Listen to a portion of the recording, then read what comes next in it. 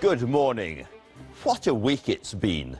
They used to say that Andy Murray was a rude and charmless Scot. Now he's Prince Charming. Ed Miliband used to be hapless Wallace. Now he's raunchy Ross Poldark. You know, I am beginning to think there's hope for us all. But the serious business of the election campaign this week has seen the Tories rather stalling, while Ed Miliband makes desperate efforts to stem the hemorrhage of Labour supporters in Scotland. This morning we have two key players, George Osborne and Harriet Harman. The Chancellor is here to discuss the latest news on inheritance tax and assess the Tory campaign. But does his NHS promise leave Labour's deputy leader feeling outflanked? And the Greens could yet have some influence. What would that mean? Open borders, a virtual end to the defence industry, banning the Grand National? Well, we'll find out from the party's leader, Natalie Bennett. Two bracingly independent thinkers are looking through the papers for us, the journalist Lesley Riddoch, down from Scotland, and the Mail on Sunday's Peter Hitchens.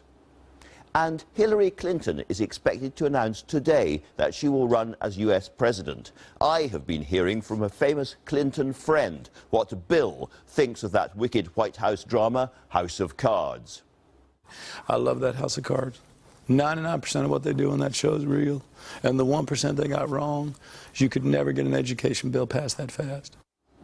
The inimitable Kevin Spacey later on. Plus, after 50 years in music, Lulu still has plenty to shout about.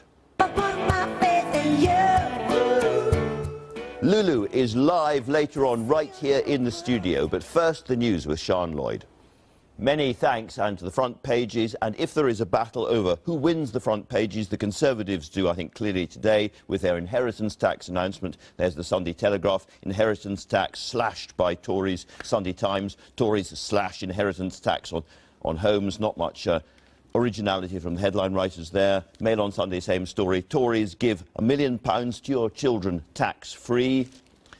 If, however, you dress to the left, you can choose the Independent on Sunday. Miliband, £7.5 billion game changer. Interesting, isn't it? As his star has risen, so the photographs have changed markedly, I would say. And then there's the Observer. Labour pledges fines on tax avoiders to raise £7.5 billion a year. And finally, a really interesting analysis of what's going on in the polls from Scotland on Sunday, suggesting that the Labour Party and the Liberal Democrats are now going to have to start talking together. We'll talk about that as well. Lesley Riddoch, Peter Hitchens, thank you both very much. Peter, let's start with the Sunday Telegraph, if we can. Well, yes, it's a curious sort of cross-dressing that's going on this morning, with the Conservatives claiming to be the party of generosity and spendthrift and spendthrift wonderment, telling their voters that yes, we are going to make you all richer, or at least allow you to keep more of your money, while the Labour Party is talking about taxing people more rigorously, which is an interesting reversal and a sign of a campaign that seems to me to be in looking glass world in many ways. Do you think those parties are now completely stalled? I think there's polling evidence from Michael Ashcroft, Lord Ashcroft, this morning, suggesting that it's now too late for either the Tories or the Labour Party to convert very many more people. I think the changes that were possible were only possible some months ago. I think once you get into the campaign, unless some utter disaster befalls either of the parties, which I think they will strive to avoid, I think it's pretty much fixed where it is now. We are in a more or less a dead heat between the two major parties, neither of them capable of getting a majority, which it is time, really. They admit it, isn't it? They ought to start campaigning on the basis that they aren't going to get a majority and start talking about what they're going to do when they don't. So do we think, Lesley Riddoch, in a sense it's a bit insulting to the voters, if the voters are saying via the polls at this stage, we're not moving, it's going to have to be another coalition, all the main parties say we don't talk about that kind of thing? It suggests almost that they're not interested in what the voters think. Yes, well, it is, and I suppose particularly to those of us who live in parts of the UK that have seen coalitions, that have seen minority governments, that have seen every combination and permutation, really, because we've got PR. That big kind of unmentionable here, which surely we're going to have to get back to at some stage, because what's happening now, where people are going for their second choices, where there's negative campaigning, where there's an encouragement to negatively vote. Is that democracy? And is it not time, really, to formalise the arrangements and put in some kind of PR? Let's jump ahead, actually, and talk about the Scotland on Sunday story in that case, in that context, because this is an analysis of lots of different polls. I can give it to you there. There we go. Yeah. Inside, they've done a poll of polls, and they think Labour will get 301, 302 seats, and that therefore, with a slimmed-down Lib Dem cadre, they could form a Lib-Lab coalition and not have to do a deal with the SNP. Yes, well, you know, and that's possible indeed. You'd have to say, I realise I'm flying the kilt in a big way today, but if the Scots had voted as they're predicted to do, in the last opinion poll, there's suggested 49% of folk are going to vote SNP. That would give them 53 seats, Labour 4, the Tories 1, and the Lib Dems 1. Now, if out of all of that huge change in voting, you get a Labour-Lib Dem alliance or coalition or pact, how does that look to people in Scotland who have specifically pushed them out? So I appreciate that's not the largest consideration within a UK national context, but for Scotland that could be a bit of a tin lid for both those parties. Well, I yield to no one in admiration for John Curtis, who's the king of pollsters, but it seems to me that it's much more likely that Labour are going to be stuck short of that kind of coalition. And I'm not entirely sure the Lib Dems would be prepared to prop them up anyway. What seems to me to be most interesting is the combination that nobody talks about, which it seems to me the Tories are talking themselves into, by raising the question of an SNP tail wagging the UK dog, and also by raising the question of the fate of Trident.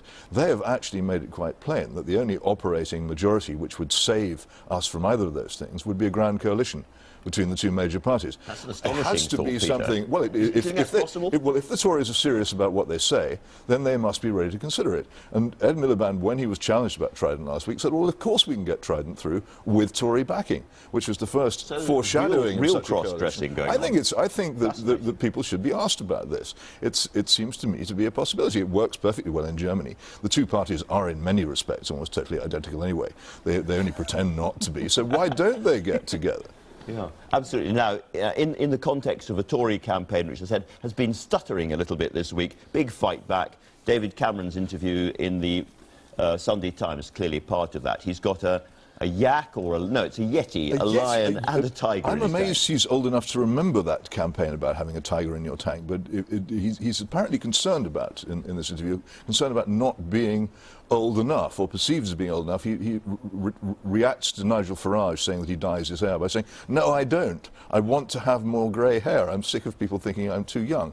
But at the same time, he's constantly trying to make himself out to be cool in that ironic way, where he pretends not to be cool, but says that his daughter really admires him for not being cool, which is a curious way in which fathers try to appear cool in the modern world. And meanwhile, we've got Liam Fox, not, I think it's safe to say, David Cameron's closest admirer, talking about the Tory jitters. No, amazing page this in my own paper. The Tories complaining their own campaign is flat-footed, and Liam Fox calling George Osborne Dickensian because of his insistence on talking about austerity.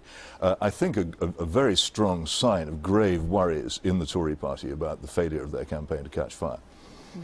Lesley, turning back to Scotland, there's a story again in Peter's paper about the possibility of what you could be describing as Labour bribes to persuade people in Scotland to vote Labour. This desperate attempt to hold back the SNP tide. There we are. Yes, this was that Ed Miliband would allow Scotland to set a more generous benefit system than the rest of the UK, and that could include higher pensions payments. And I mean, this is actually... I can think of few things more incendiary for English voters, I have to say, Lesley. There's that side of it. The other side of it is the ability to be able to offer to top up payments is already part of the deal that's emerged post the independence referendum, and it really hinges on the ability to generate more cash, because after all, where else is the money going to come from? We can't conjure it up from thin air. So the difficulty will be for a lot of Scots that if you don't get the job-creating powers, if you don't get the control over the dynamics of the economy, then the ability to keep topping up payments on benefits and so on is a pretty moot point. So I don't think this is going to do much good now. Yes. Let's turn abroad, Peter.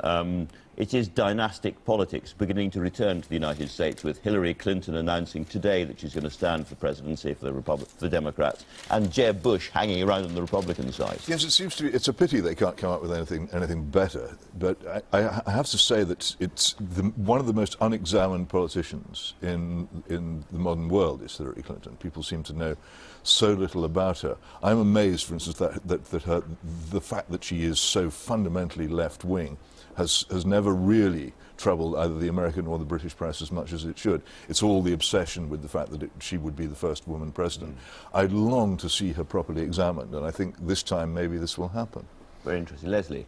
Well, I wonder how. I mean, there was some speculation Elizabeth Warren might come from nowhere to be a kind of outflanking contender, and a lot of comment as well that whilst you think she's a fearful left-winger, actually a lot of her foreign policy positions don't look like that at all. Well, left-wing foreign policy these days, ever since George W. Bush and the neocons, who are all ex-trots, got together, left-wing foreign policy has consisted of invading other people's countries and interfering all over the place. It's an extraordinary reversal from the Cold War era. But, I mean, Speaking of the Cold War era, sorry, I have to bring in, you've chosen a story from The Observer, Peter, there as well. A really astonishing moment for those of us with any sense of history, whatever. I think to me, this is completely amazing to see an American president shaking hands with Raul Castro, a thing which one never thought was imaginable. I thought that Fidel Castro would die before anything of this kind came to pass. And it's not just a reflection on how much things have changed in Cuba, because they haven't changed that much in Cuba. It's a reflection on how much they've changed in the United States. I remember the night that Obama was elected, it was in passing through the Latin American streets of Washington, D.C., that one saw the most raucous and delighted celebrations. The feeling among the huge Latino population of the U.S. now that the United States was becoming part of a completely different America, an America north and south together. And of course, the United States is now much more Hispanic than it ever was before. I think that's part of the reason for the change. Absolutely, absolutely. Lesley, you were saying earlier on you were flying the kilt. You didn't have the same kind of kilt malfunction as Andy Murray is exposed on the front pages of some of the papers today, but it's really? a lot of coverage. Well, nobody's been uncharitable enough to make that the main piece here, but what actually struck me from some of the coverage was that there was no A-list celebrities here. There were none of his tennis rivals. This wasn't a kind of Beckhamite type, wedding match. It was modest, as becomes the Scots, as you know, Andrew.